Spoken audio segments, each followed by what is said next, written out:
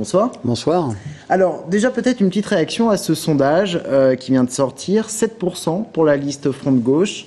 Est-ce que ça vous satisfait ou est-ce que vous auriez espéré plus ? On espère toujours plus quand on s'engage dans une action politique, évidemment. En même temps, 7%, je trouve que c'est encourageant pour faire en sorte que les 10 derniers jours qui restent, puisqu'il reste 10 jours, nous soyons à nouveau complètement engagés, les uns les autres, les candidats, mais pas que les candidats. Ce que j'observe, c'est que nous faisons une campagne, comme on dit, de terrain, une campagne citoyenne. Je sors d'une rencontre chez l'habitant où une amie a invité une trentaine de personnes. Elles sont là, on parle de la région, des enjeux, de la nécessité de s'exprimer sur la politique gouvernementale et en même temps de donner de la force à cette région. Alors si Europe Écologie, selon le sondage, est à 15%, si cela se traduit dans les urnes, ça vous met quand même dans une position un peu délicate pour les tractations de l'entre-deux tours. Vous craignez de perdre des élus ?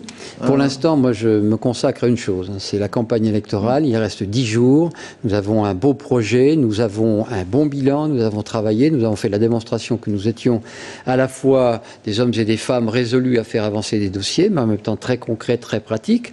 Et de ce point de vue, les 10 jours qui restent, moi, je veux les utiliser pour gagner une à une toutes les voix qu'il faut.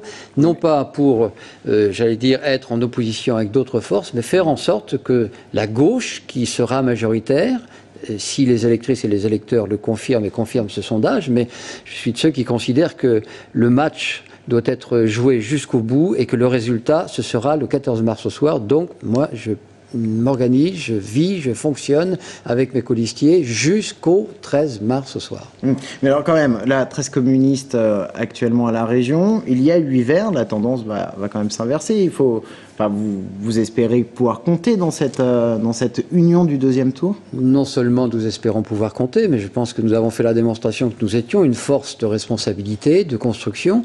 Donc nous agissons pour faire en sorte que le Front de Gauche ait le plus d'élus dans cette nouvelle majorité. Mais avant de construire cette majorité, il faut battre Hervé Novelli, il faut l'empêcher de mettre la main sur cette région et donner à la gauche les forces d'affronter les défis auxquels nous sommes tous confrontés. Merci beaucoup Jean-Michel Bodin d'être venu sur notre plateau.